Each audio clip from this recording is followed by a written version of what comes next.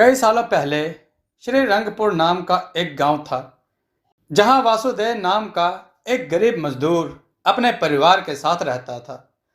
उसकी पत्नी का नाम था शारदा और बेटे का नाम राजू। इकलौता बेटा होने के कारण उन्होंने उसे बड़े प्यार से पालन पोषण किया। वासुदेव की एक आंख ना होने के कारण उसका चेहरा भयानक दिखता था। यह देखकर अन्य बच्चे राजू को अपने पास न आने देते थे। इसलिए राजू के मन में अपने पिता के प्रति तिरस्कार की भावना थी। एक दिन कुछ बच्चे गिल्ली डंडा खेल रहे थे। वासुदेव उन बच्चों से कहता है, ऐ यहाँ मत खेलो। अगर तुम फिर से यहाँ खेलोगे तो मैं तुम्हारे शरीर का एक एक अंग तोड़कर दूर फेंक दूंगा। जाओ यहाँ से। राजू अपने पिता से कहता है, क्या बाबा, जब हमारे सभी दोस्त खेल रहे हैं तो आप हमें खेलने भी नहीं देते, इसलिए मैं आपको बिल्कुल पसंद नहीं करता। राजू को चुप कराते हुए उसकी मां शारदा बीच में ही बोल पड़ती है, नहीं बेटा, तुम यह खेल नहीं खेल सकते।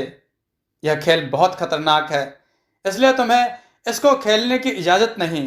अब चलो, तुम्हारी मनपसंद आलू की सब्जी बनाई है, आओ और खा लो। राजू रोते हुए मां से कहता है, मैं बाद में खाऊंगा। पिताजी की वजह से मुझसे सारे दोस्त दूर जा रहे हैं। मुझे उनका चेहरा तक देखना पसंद नहीं है। नफरत है मुझे उनसे। माँ राजू को समझाते हुए कहती है, राजू, ऐसा नहीं बोलते। बहुत हो गया, अब जाओ, जाकर खाना खाकर सो जाओ। जैसे ही राजू खाना खाकर सो गया, वासुदेव घर के अंदर आया और उसने गुल्लक में 1 रुपया डाला, रोज की तरह। शारदा अपने पति से कहती है, अब तक कितने पैसे हो गए होंगे? 100 रुपए तो हो गए होंगे ना? वासुदेव कहता है, 100 नहीं, 200 तक हो गए होंगे। शारदा कहती है, अब 800 रुपए और चाहिए, फिर आप उन पैसों से अपना ऑपरेशन करवा सकते हैं। वासुदेव पत्नी से कहता है, तुम्हारी गिनती तो सही है, लेकिन यह पैसा अपने लिए नहीं जमा कर रहा हूं। यह हमारे बेटे के लिए है। उसे अच्छी तरह से पढ़ाना है और डॉक्टर बनाना है, तब वही मेरी आंख का इलाज करेगा। शारदा चिढ़ते हुए पति से कहती है, क्या पता यह कब होगा। आपने आंख ना होने पर भी सपने देखना बंद नहीं किया। पहले अपनी आंखें ठीक करवाओ, बाकी सब ठीक हो जाएगा। तुम स्वस्थ रहोगे तो बाकी सब भी अच्छा ही होगा। फिर करना सपने पूरे। वासुदेव कहता है, एक आंख से दिखाई नहीं देता है, मगर हाथ और पैर तो हैं। अगर यह काम नहीं करेंगे तो काम ही नहीं हो पाएगा। जैसा चल रहा है चलने दो, अब मुझे कौन देखेगा। इस पैसे को हम बच्चे के भविष्य के लिए रखेंगे। राधा पति को समझाते हुए कहती है, तुम्हारे चेहरे की वजह से अपना बेटा तुमसे नफरत करता है। इसी वजह से वह तुमसे दूर, बहुत दूर होता जा रहा है। वासुदेव शारदा को समझाते हुए कहता है, अरे वह बच्चा है, उसे क्या पता, कल जब हम और बड़े होंगे तब वह हमें उतना ही प्यार देगा, हमारी देखभाल भी करेगा।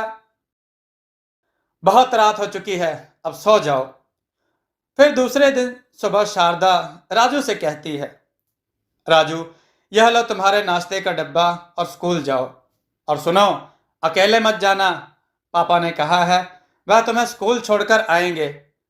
वह आ रहे हैं, रुको। राजू माँ को मना करते हुए कहता है, अरे नहीं माँ, पापा के आने से पहले मुझे जाना होगा, मैं उनके साथ नहीं जाऊंगा। और राजू बिना टिफिन लिए ही जल्दी से भाग जाता है। इतने में वासुदेव जाता है और शारदा उससे कहती है, ओह, मेरे याद दिलाने के बाद भी वह नाश्ते का डिब्बा यहीं भूल कर चला गया। यह रहा नाश्ते का डिब्बा, ये लो और जाकर अपने बेटे को देकर आओ। वासुदेव पत्नी से कहता है, मेरा उसके स्कूल जाना उसको पसंद नहीं है। तुम जाकर क्यों नहीं दे आती? मैं काम पर जा रहा हूं।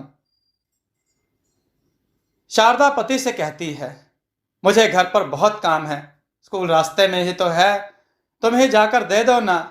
अगर वह कुछ कहे तो मुझे बताना, मैं उसको समझा दूंगी। वासुदेव डिब्बा लेकर उसको स्कूल देने पहुंच जाता है। वासुदेव स्कूल में बैठे एक व्यक्ति से कहता है, सुनो भाई, मेरे बेटे को बुला सकते हो? वह आज नाश्ता घर पर भूलकर स्कूल आ गया है। व्यक्ति बोलता है, हाँ ठीक है, तुम यहीं रहो, मैं उसे बुलाता हूं। वह आदमी राजू को बुलाकर बाहर लाता है। राजू क्लास से बाहर आते ही अपने पिता वासुदेव पर गुस्सा करने लगता है और उनसे बोलता है, कितनी बार तुमसे कहा है मेरे स्कूल के बाहर मत आओ।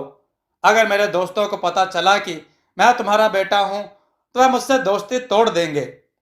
मैं भूखा रहूं वह चलेगा, पर अब मेरा खाना मत लेकर आना, समझे? राजू की ऐसी बातें सुनकर वासुदेव को बहुत दुख होता है। वह राजू से कहते हैं, ठीक है बेटा, आज आखिरी बार टिफिन ले लो, अब मैं दोबारा कभी नहीं आऊंगा, कभी नहीं। राजू वासुदेव से नाश्ते का टिफिन छीनकर अंदर चला जाता है। वासुदेव मन ही मन खुद को कोस रहा होता है। उसने मुझे यहां आने के लिए मना किया था, मैं फिर भी यहां आ गया। मेरे वजह से वह कितना दुखी है, अब मैं उसका क्या करूं? वासुदेव वहां से चला जाता है। कुछ साल बाद गांव का एक व्यक्ति राजू के पिता वासुदेव से कहता है, अरे वासुदेव, मैंने सुना है तुम्हारा बेटा शहर में पढ़ रहा है। क्या पढ़ रहा है वो? वासुदेव उनसे कहता है, हाँ सर, वो शहर में इंजीनियरिंग की पढ़ाई कर रहा है। व्यक्ति दोबारा पूछता है, कहाँ रहता है? कॉलेज में रहता है या हॉस्टल में? वासुदेव बताता है, नहीं, वह अपने यार दोस्तों के साथ रहता है। हॉस्टल में आराम नहीं मिल रहा था, वह अलग किराए के मकान में रह रहा है। व्यक्ति वासुदेव से कहता है, अगर वह हॉस्टल में होता तो काफी पैसे बच जाते। अलग रहने पर खर्च बहुत होते हैं, तुम्हारी सारी कमाई उसी के खर्चे में चली जाती होगी। वासुदेव कहता है, मैं क्या करूं सर, उसे भी तो आराम मिलना चाहिए ना। हम जो कुछ भी करते हैं बच्चों के आराम के लिए करते हैं। व्यक्ति कहता है, ठीक है, पर तुम्हारी कमाई यहां ज्यादा नहीं होगी। तुम एक काम करो, तुम एक काम क्यों नहीं करते, मेरे शहर में आ जाओ, वहीं रहो, मेरे लिए काम करो। मैं तुम्हारे लिए रहने की व्यवस्था भी कर दूंगा, तुम वहां अच्छे पैसे भी कमा सकते हो, बाकी तुम्हारी मर्जी। कुछ सोचते हुए वासुदेव व्यक्ति से कहता है, इस बारे में मैं अपनी बीवी से बात करूंगा। वासुदेव घर जाकर उस सेठ जी से हुई बात अपनी पत्नी को जाकर बताते हैं। वासुदेव की पत्नी शारदा कहती है, ठीक है, हम जाएंगे, कमाई हमें ज्यादा मिल जाए तो उसमें हमारा ही फायदा है। उन्होंने कहा, रहने की जगह भी देंगे और हमारा बेटा भी शहर में ही है। वासुदेव मुस्कुराते हुए पत्नी से कहते हैं, मैंने सोचा था कि तुम शायद जाने से मना करोगी। अगर तुम कहती हो तो चलो शहर ही चलते हैं, मुझे कोई दिक्कत नहीं है। मैं सोमदत्त सेठ को बता देता हूं कि हम दोनों 2 दिन में आ रहे हैं। वो दोनों शहर जाकर सोमदत्त सेठ के घर काम पर लग जाते हैं। कुछ दिन बीतने के बाद वासुदेव अपनी पत्नी से कहता है, हम यहाँ अच्छी जगह पर रहते हैं और अच्छा खाते पीते हैं, लेकिन हमारा बेटा सारे काम खुद करता है। क्या पता उसे खाने को ठीक से मिलता है या नहीं। अगर वह बाहर का खाना खाएगा बीमार हो जाएगा। शारदा अपने पति की बात से सहमत होते हुए कहती है, हाँ, क्या पता वह ठीक से खाता भी हो या नहीं। एक बात कहूं, अगर हम उसे यहां अपने साथ रहने के लिए बुला लें, लेकिन तो वो यहां रहने लगेगा तो साथ ही पैसों की बचत भी होगी। कल सुबह ही चले जाना और उससे कहना, क्या वह हमारे साथ यहीं आकर रहे।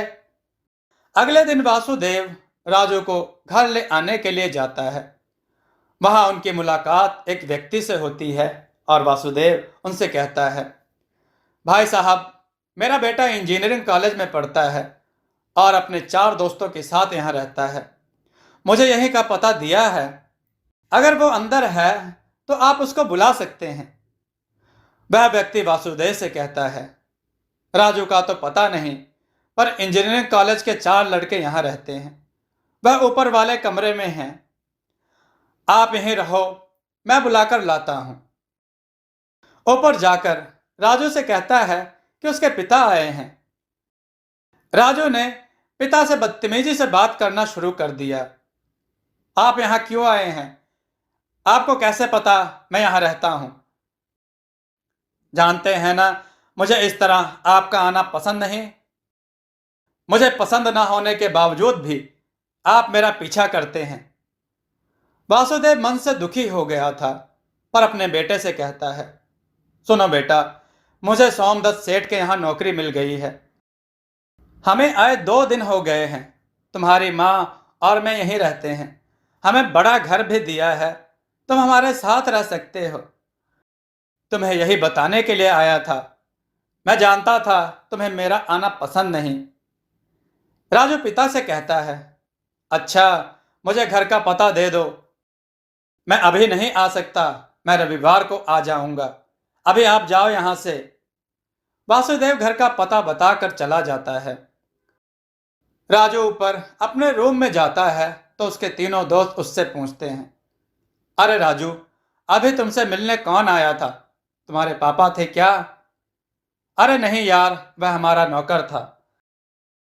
पापा ने संदेश भेजा था, वही बताने आया था। दोस्त कहते हैं, मुझे लगता था कि वह तुम्हारा नौकर ही होगा। उसकी आंखें कितनी डरावनी थी। राजू बीच में ही बोल पड़ता है, हाँ, इसलिए मैं उसे पसंद नहीं करता। उनमें से एक दोस्त राजू से कहता है, क्यों राजू, झूठ बोलते हो? हमें चौकीदार ने बताया कि वह तुम्हारे पापा ही थे। तुम इन्हें नौकर बता रहे हो। झूठ बोलने की वजह क्या है? राजू चिढ़ते हुए कहता है, तुम्हें उसने बताया यार, वह कितना झूठ बोलता है, सबकी खबर रखता है।